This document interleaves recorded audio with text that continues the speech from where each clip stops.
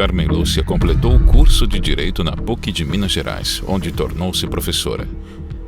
Em 1983, foi aprovada em concurso para Procuradora do Estado e promovida para Procuradora-Geral. Permaneceu na função até ser indicada por Lula ao cargo no STF em 2006.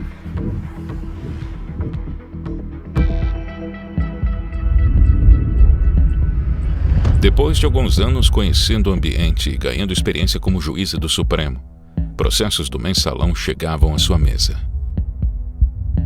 Com algumas prisões e muitas sentenças, os julgamentos atingiam seu clímax em 2012. Os olhos da nação estavam voltados para as notícias diárias sobre as condenações. O povo assistia ao vivo aos longos julgamentos, muitas vezes mal compreendidos em razão da linguagem complexa e dos jargões jurídicos. Me causa espécie, Vossa Excelência, se pronunciar pelo desmembramento do processo quando poderia tê-lo feito há 6 ou 8 meses. O Supremo Tribunal Federal retomou hoje o julgamento dos chamados embargos infringentes e a maioria dos ministros decidiu absolver do crime de formação de quadrilha réus do processo conhecido como mensalão. Em votação apertada, os ministros Luiz Roberto Barroso, Rosa Weber, Dias Toffoli, Ricardo Lewandowski, Teori Savvatsky e Carmen Lúcia decidiram pela absolvição dos réus. Segundo a interpretação desses ministros, apesar de os 8 terem cometido crimes em conjunto, não formaram uma associação criminosa com o objetivo específico de cometer crimes. Para que se caracterize a quadrilha, a meu ver, é preciso que haja a reunião dos elementos do tipo, ou seja, associa-se para a prática de crimes. O que nós tivemos neste caso comprovado? Que pessoas que chegaram a cargos de poder praticou um ato contrário à lei penal e por isso ele está respondendo no outro item da denúncia, no outro item do julgamento e não, portanto, acumulando-se esta como se tivesse chegado ao poder para este cometimento de crime.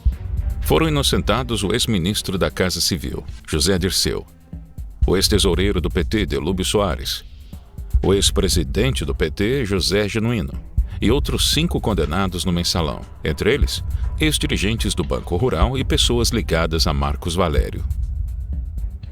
As absolvições foram criticadas por outros ministros.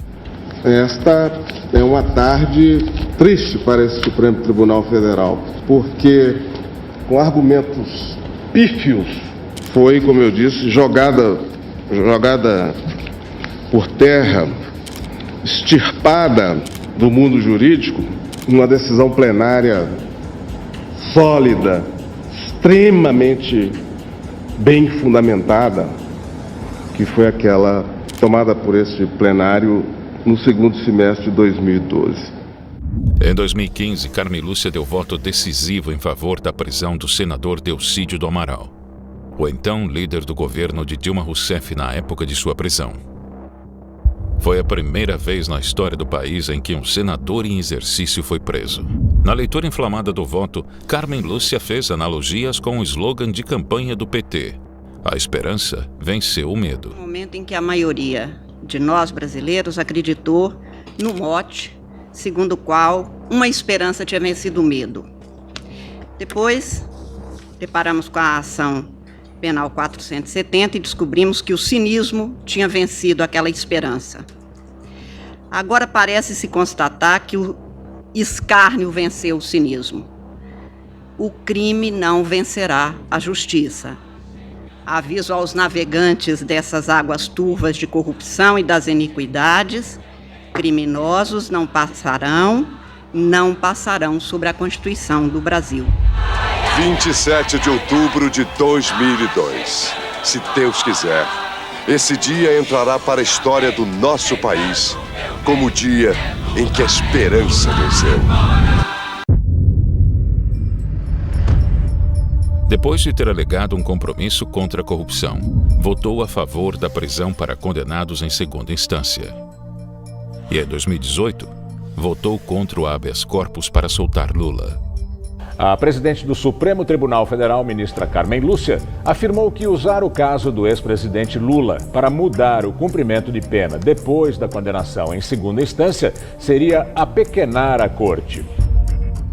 Depois de negar o pedido de Lula, a residência de Carmen Lúcia em Belo Horizonte foi vandalizada por um grupo de membros do MST.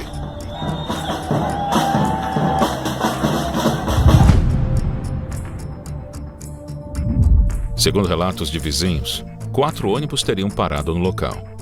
Pessoas mascaradas desceram dos veículos e jogaram a tinta no edifício. Em uma de suas redes sociais, o Movimento dos Trabalhadores Rurais Sem Terra, MST, assumiu a autoria do ataque em conjunto com o Levante Popular da Juventude. No post, o movimento disse que cerca de 450 integrantes chegaram por volta das 16h20 em frente ao prédio da ministra. No texto, ele descreve que foram atiradas bombas de tintas e feitas pichações nos muros e calçadas do prédio, onde a golpista reside numa cobertura. Posteriormente, o MST negou a autoria. O motivo do vandalismo foi o voto contra o habeas corpus do ex-presidente e ex-presidiário Luiz Inácio. Somente 2 integrantes do MST foram presos pelo ocorrido. A Polícia Militar informou que prendeu 2 suspeitos de envolvimento na pichação do prédio onde a ministra Carmen Lúcia tem um apartamento em Belo Horizonte. Os 2 estavam em um ônibus do MST. A polícia também apreendeu 4 facões, 2 facas e 6 porretes de madeira. Apesar de seu voto, Lula seria solto no ano seguinte por uma decisão do Supremo. O ex-presidente Lula está saindo agora, depois da decisão do STF. Ele deixa agora a cela da carceragem da Polícia Federal em Curitiba. Decisão polêmica ontem à noite do Supremo Tribunal Federal, uma decisão inclusive apertada, desempate que foi feito pelo presidente do STF, o Dias Toffoli, que permitiu a soltura de presos após a condenação em segunda instância. A presidente do Supremo Tribunal Federal, ministra Carmen Lúcia, assumiu hoje a presidência da República. Ela vai ficar no cargo por pouco mais de 24 horas. Na questão dos inquéritos das fake news e dos supostos ataques ao Supremo Tribunal Federal, a ministra votou a favor da continuidade e expansão das investigações. Liberdade rima juridicamente com responsabilidade, mas não rima juridicamente com criminalidade, menos ainda com impunidade de atos criminosos ou que podem vir a ser investigados e sobre eles concluídos, cuidar-se de atos criminosos. A ministra Carmen Lúcia do Supremo Tribunal Federal votou contra a concessão de habeas corpus para o ministro da Educação, Abraham Weintraub, no inquérito das fake news. Weintraub passou a ser investigado no inquérito porque, na reunião ministerial do dia 22 de abril, disse, abre aspas, eu, por mim, botava esses vagabundos todos na cadeia, começando no STF. Fecha aspas.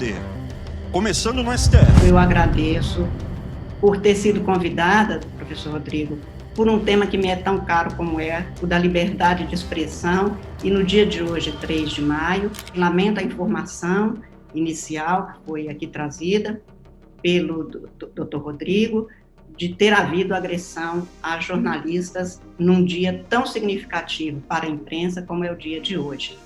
É inaceitável, é inexplicável que ainda tenhamos cidadãos que não entenderam que o papel de um profissional da imprensa é o papel que garante a cada um de nós poder ser livre.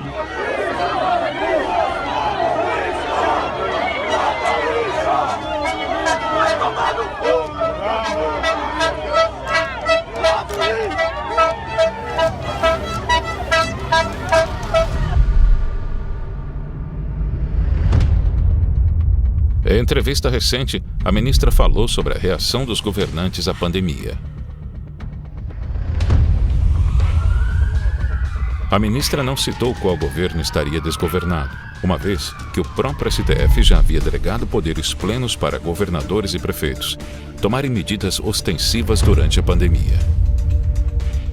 Nos diferentes níveis da federação, nós temos governantes atuando de maneira quase contrária ao outro. Um diz que é para ficar em casa, o outro diz que pode sair, o outro diz que é para fechar o comércio. Imagine isso para 210 milhões de habitantes que nós temos, a confusão e as consequências dramáticas que isso tem. Se o Fux quer ser um bom presidente do Supremo Tribunal Federal e respeitar, zelar pelo respeito ao equilíbrio entre os poderes, ele tem que ter uma conversa com a Carmen Lúcia amanhã, porque a Carmen Lúcia está aí dizendo que há um desgoverno. Então, se o Fux quiser dar decência ao STF, ele tem que dar praticamente um cavalo de pau na Suprema Corte, começando por uma conversa com a Carmen Lúcia, perguntando se é isso mesmo que ela quis dizer, que há um desgoverno no país. Então, eles não respeitam um poder junto com o qual eles deveriam estar equilibrados.